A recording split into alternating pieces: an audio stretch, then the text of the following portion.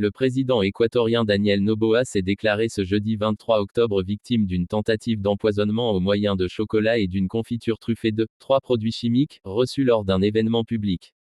Il s'agit de la deuxième plainte déposée par le gouvernement pour tentative d'homicide à l'encontre du président Daniel Noboa, dans un contexte de manifestations intenses des populations autochtones contre sa politique.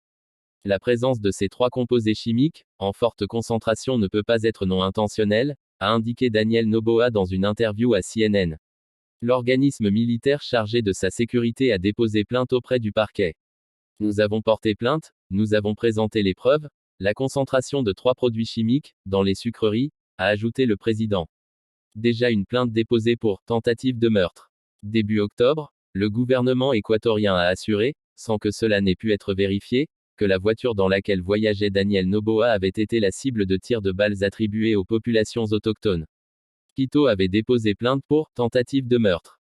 Le gouvernement Noboa fait face depuis mi-septembre à des manifestations accompagnées de blocages de routes dans plusieurs provinces, à l'appel de la plus grande organisation des peuples autochtones du pays, CONE, opposée à la suppression de la subvention au diesel.